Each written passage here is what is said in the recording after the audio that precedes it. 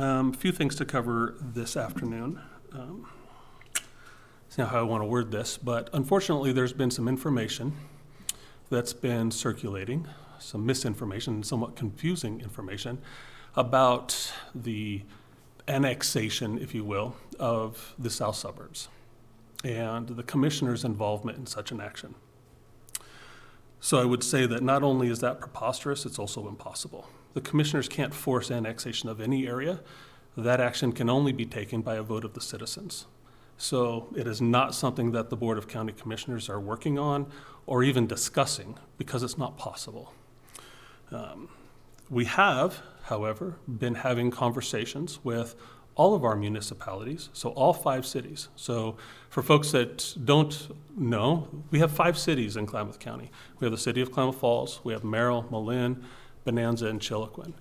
And trying to have discussions with them about ways that we can work together to best use every dollar that we have in order to provide the best level of policing that we possibly can throughout the entire county. Those conversations are happening and they're ongoing, and there's a lot of reasons why.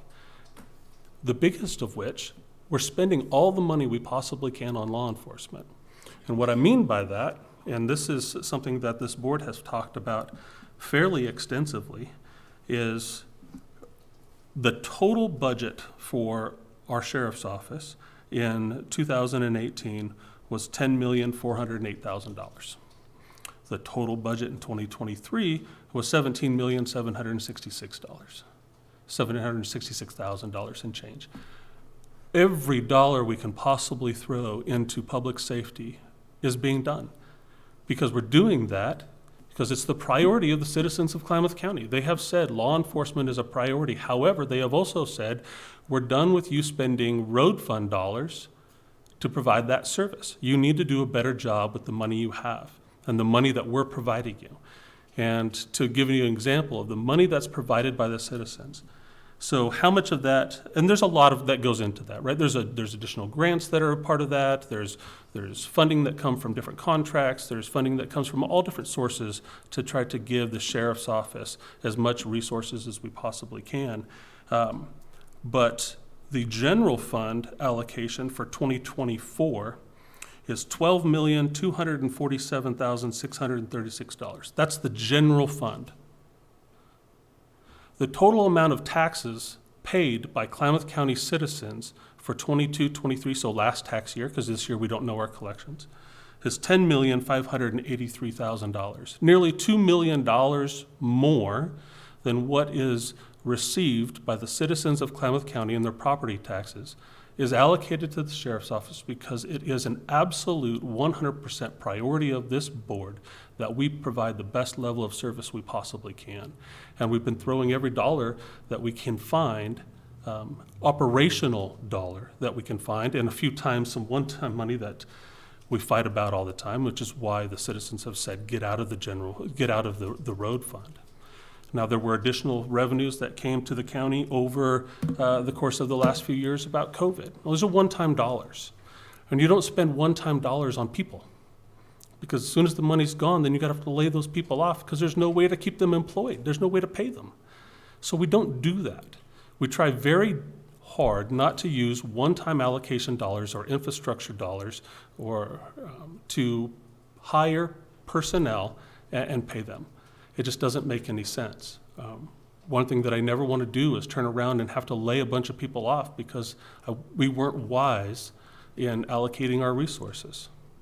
So what we've also been told by the citizens time and time again, this has been going on, forever, is we don't want to pay any more taxes. Do better with what you have. So we've gotten to the point where we've allocated the dollars that we have, and now we have to just start thinking creatively. So we're trying to sit down with all of our partners, right? We have 5 different cities. Those are our partners. Those are our local government partners. And sit down with them and say, how can we work together to stretch these dollars, to make them go further so that we can have more cops on the street? We have cities that have no law enforcement at all. The town of Bonanza, city of Chiloquin, right now the city of Merrill. There's no law enforcement at all. That's also not acceptable. We have to provide the best level of service to every corner of the county. And there's going to be a lot of different ideas that are floated out there over the course of the next 6 months. We have a listening session that is already set up with the town of Bonanza, where we'll have kind of a town hall type setting of listening session. We're going to do it other places. This is part of our strategic plan that was just adopted about trying to have effective government and ensure that we are doing the best we can with public safety.